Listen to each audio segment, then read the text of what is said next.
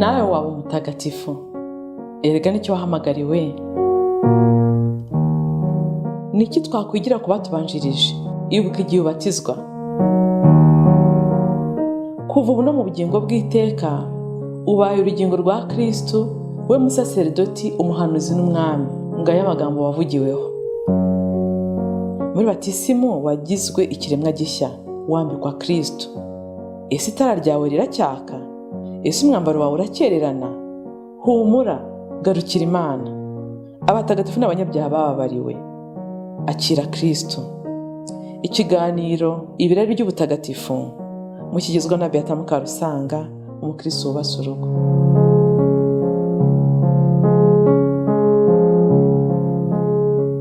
Bavandimwe, mukuri iki kiganiro ibirari by'ubutagatifu, Kristo Yezu akuzwe.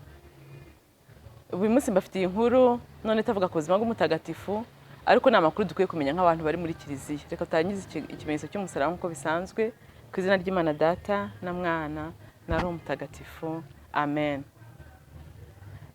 Uyu munsi rero mbafitiye inkuru idasanzwe y'amakuru mukwiye kumenya y'ibibera muri kiliziya. Hari amabonekerwa ari kubera ahantu hitwa Medjugorje, mu gihugu cyitwa Bosnie Herzegovine. Ni igihugu kiri mu burasirazuba bw'i Burayi. Ni igihugu cyazahajwe cyane na bwa buyobozi bwa gikomunisiti cyabarizwaga muri navuga cyategetswe cyane na za leta zunze ubumwe z'abasoviyete. Murabizi ko byakandamije ubukristo cyane, ibyo bintu by'ubukomunisiti bukandamiza ubukristo hose ku isi aho biri. Rero ni ahantu Bikira Mariya ngira ngo ashatse gushyira consolation, ariko ngira ngo bifite igisobanuro cyinshi turi bubone. Icya mbere wenda nababwira amabonekerwa ya Bikira Mariya, umwamikazi w'amahoro, niko yaje ababwira. Yatangiye ku itariki 24 z'ukwa gatandatu 1981. Ngira ngo uriya mwaka Bikira Mariya afite icyemezo gikomeye yafashe, kuko murabizi ko nawo mwaka yatangiye amabonekerwa ya Kibeho mu kwa 11 kuri 28 mu 1981. Urumva Bosnie Herzegovine, u Rwanda hariho ibyo hombi byatangiye mu mwaka umwe. Bosnie Medjugorje mu kwa gatandatu, inaha mu kwa 11. Hanyuma aho ngaho murabizi ko mu Rwanda yabonekeye abana 3, hariya muri Bosnie ho yabonekeye abana 6. Bari abana bakiri batoye. Ubu ngubu kuri iki gihe baracyariho, bamwe barashatse, ngira nako bose barashatse, numva ntawe wihaye Imana urimo. Rero umwe muri bo aracyabonekerwa buri munsi, witwa Mariya. Hanyuma witwa Miriana we hari igihe cyageze amabonekerwa arahagarara, amaze kumubitsa amabanga 10. Amabanga 10 tuza kuvugaho. Rero ngiye numva ari ibintu kinini bivuze kubona Bikira Mariya afite icyemezo cyo gusora isi yacu mu mwaka umwe. Hamwe amabonekerwa y'ikibe yarangiye mu 1989. Hanyuma hari aho urumva ko aracyakomeje, harimo noneho public ubutumwa aha abantu bose, isi yose, anyujije kuri Mariya, umubyeyi ubatse urugo uri hariya. Yamuha ubutumwa buri 25 za buri kwezi. Hari ubutumwa aha isi yose, adushishikariza cyane cyane gusenga.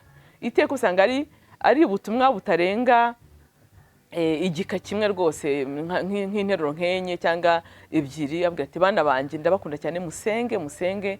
Isengesho niryo bibegereza Imana. Isengesho muzatsindiramo ingeso mbi. Ikindi kintu yababwiye bakakizirikanaho cyane agitangira rwose buriya butumwa, yababwiye utubuye 5 two kwica Goliyati.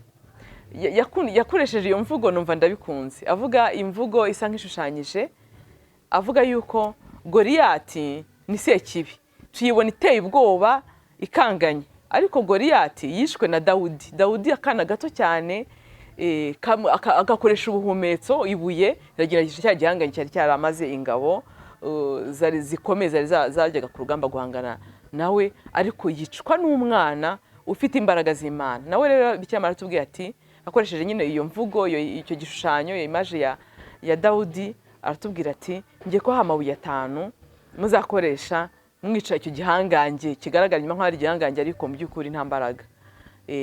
Imbaraga z'isengesho zisenya imbaraga za sekibi. Rero yababwiye cya mbere isengesho nyine, gusenga cyane cyane hifashishijwe ishapure, ababwira kujya mu misa no guhazwa kenshi gashoboka, ababwira guhabwa penitensiya nibura buri kwezi, ababwira gusiba kurya nibura 2 mu cyumweru. Hari igisibo cya Medjugorje ntago gisanzwe ngo ni igisibo Bikira Mariya yabigishije ngo n'ubundi abahanuzi kera bajyaga bakora, nicyo cya gisibo abonaga Eliya akora.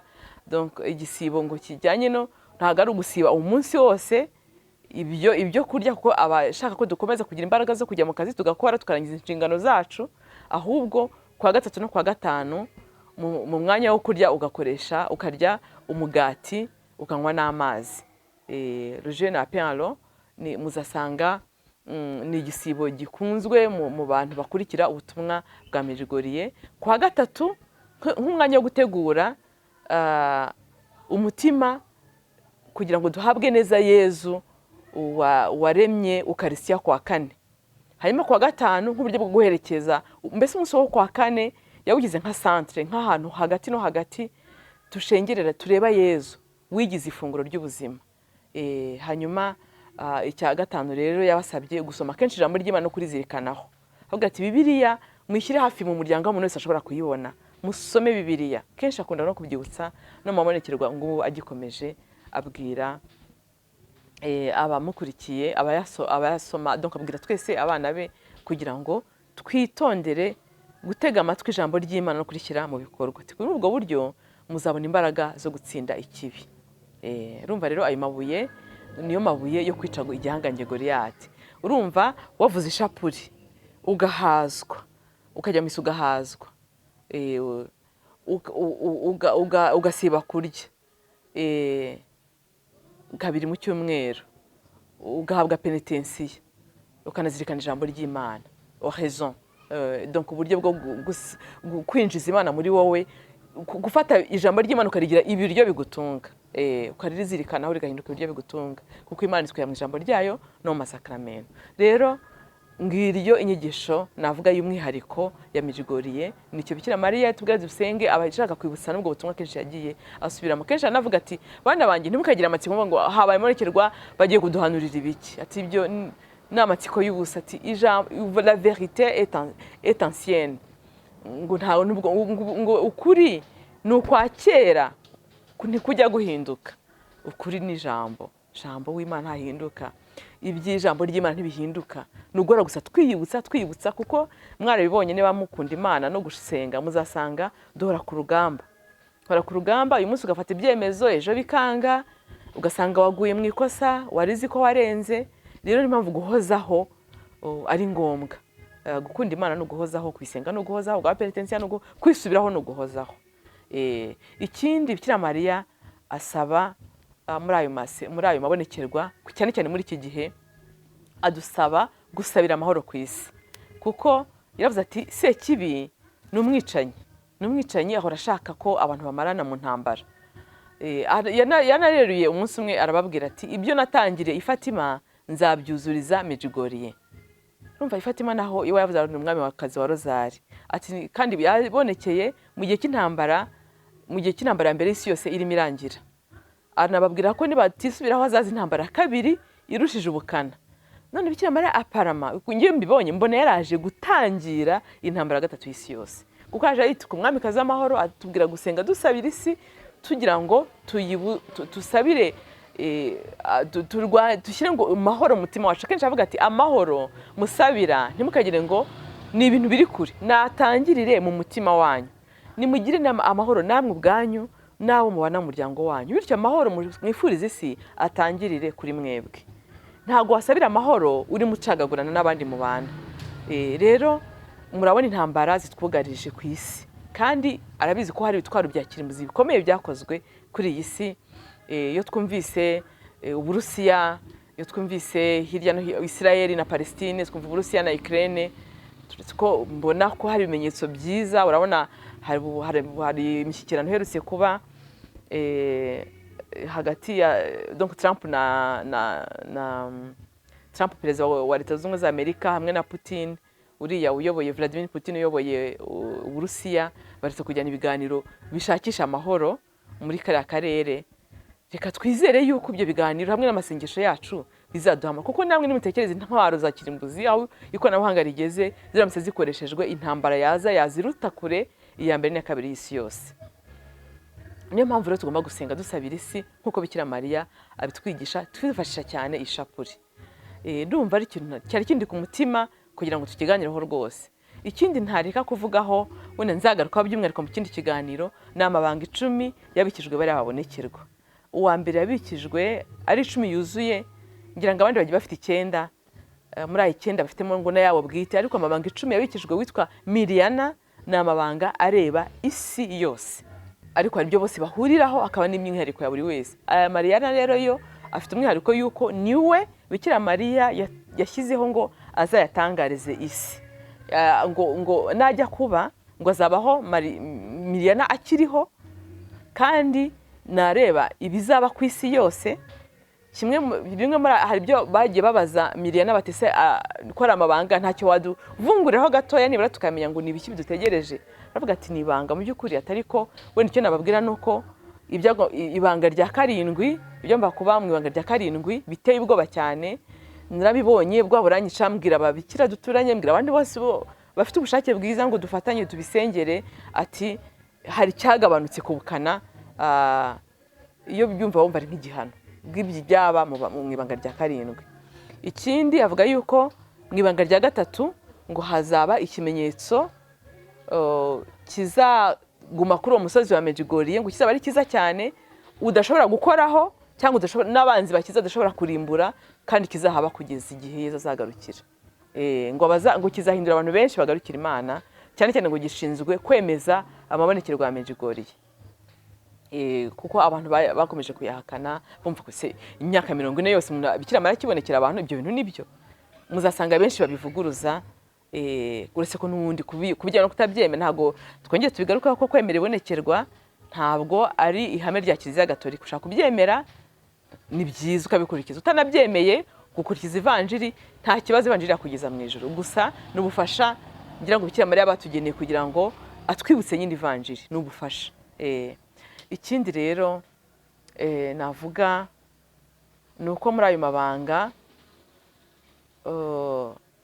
ngo Bikira Mariya yasabye Miriana kugira ngo azashake umupadiri uzajya yatangariza isi. Uwo mubikira uwo Miriana yashatse umupadiri witwa Petar. Petar niwe yahisemo kugira ngo abe ari we uzayatangariza isi. Igitangaje rero, niyo mpamvu ngira ngo nakoze n'iki kiganiro, nuko ni inkuru ziri kuvugwa pe. Igitangaje ubu tuvugana ntabwo ari Petari uzatangaza ayo mabonekerwa, ayo mabanga uko azagenda akurikirana, kuko Bikira Mariya yasabye Miriana yuko iminsi 8 ibanziriza buri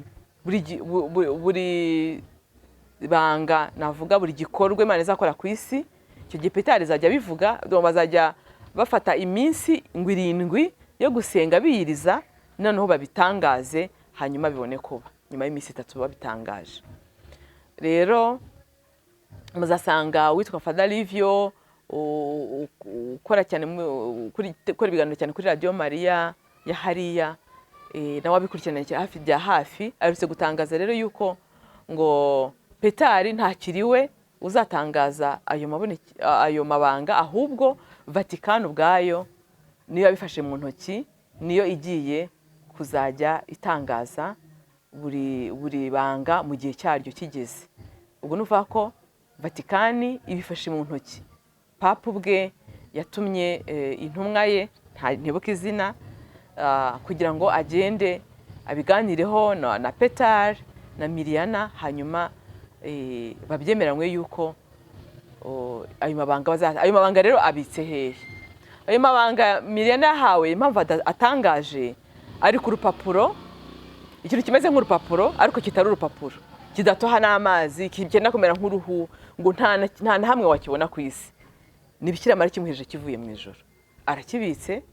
We ashobora gusoma ibyanditseho, abandi ngo babihaye ngo basome, ngo babone ibindi bitandukanye cyane n'ibyo Miriana asoma. Nyine Miriana afite amabanga 10 buri ryose, n'amatariki byose birahari bizaberaho. Iyo abihaye abandi bantu ngo babisome, bibonera ibindi bintu bitangaje bidafite aho bihuriye n'ibyanditse aho ngaho. hakanabona ngo ari igipapuro kiri vierge kidafite icyo cyanditseho. Urumva nyine ni amabanga pe. Rero mfite amatsiko, ese mama papa wacu yabaye yaraganira na Bikira Mariya akamubwira ati genda niho ndabihinde no uzabivuga. Mfite amatsiko pe, ariko bibumvishe ngo turi mu bihe bidasanzwe. Cyari cyo numvamo nuko turi mu bihe bidasanzwe. Ikindi muri amabanga kivugwamo muri za speculation zitandukanye nuko bishoboka yuko byamende nababwiye Garabandari yavuze cyangwa se n'abandi bagenda batandukanye babivugaho, bagiye bagira babyerekwa ku giti cyabo, tuvuge nka Mama Faustina Mutagatifu, n'abandi batakirwa mu nzego z'abatagatifu byagiye babaho, n'abandi bari ku giti cyabo barimo kubihamya cyane ku biganiro bya YouTube, bavuze ko ngo babonye urubanza rwabo nk'umwanya wo kwisubiraho Imana ibahaye kugira ngo bagarukire Imana. Kandi icyo gikorwa Imana iteganya cy'impuhwe z'Imana ngo kizaba ku bantu bose icyarimwe, ngo hazaba ari kuwa kane ari ku mugoroba, ngo abantu bose iminota igera nko kuri 15 babone filime y'ubuzima bwabo, hanyuma bagarukire Imana. Ni kadi ikomeye Imana izabiduhaye, ariko ngo bazaba ari mu byaha bikomeye cyane bijyana mu rupfu, ngo harimo n'azapfa bishwe n'ubwoba bwo kubibona, atari uko Imana ibishe, ahubwo kubera ubushobozi bw'umutima wabo udashaka kubona ububi bw'ibyaha bakoze n'ibyo bakoreye Yezu, kuko ibyaha byacu bibambisha Yezu ku musaraba. Nubwo Yezu nyine ibambwa rye ni ry'ibihe byose, tuhora tumukomeretsa no muri kiliziya ye. Rero navuga ngana ku musozo w'iki kiganiro, ibiri kubera Medjugorje numva byadushishikaza atari kugira ngo tugire ubwoba, nta giteye ubwoba kirimo, ahubwo bigatuma turangaruka tukavuga ngo ibi bihe turimo ni ibihe bidasanzwe. Niyo mpamvu ubona ikibi kigenda kiganza, ariko kandi n'umutsindo waratangiye. Ngiyo mbibona, iyo ntangiye kubona aho byagiye bituruka ibintu bibi nk'imico yo gukuramo inda, imico ya euthanasie, rero ukuntu Amerika irimo ibirwanya yivuye inyuma, n'ukuntu haribo abantu bapromotingaga cyane. Yibona abantu bagarukira Imana no mu Bushinwa, mu bihugu by'abakomunisi, ukabona kiliziya zirimo agenda zuzura. Yibona ukuntu urubyiruko rurimo kugarukira Imana hirya no hino ku isi. Ngiye mbona ko hari ikintu kinini cyiza cyane kiri kuba ku isi, mbona ko aho tugana ari heza cyane, ari umutsindo wa Bikira Mariya uko abisezeranyije. Yaravuze ngo umutima wanjye utagira inenge uzegukana umutsindo, abivugira Fatima, kandi avuga yuko azabyuzuriza Medjugorje. Hasingizwe Imana, Mama Marika n'abatagatifu bayo.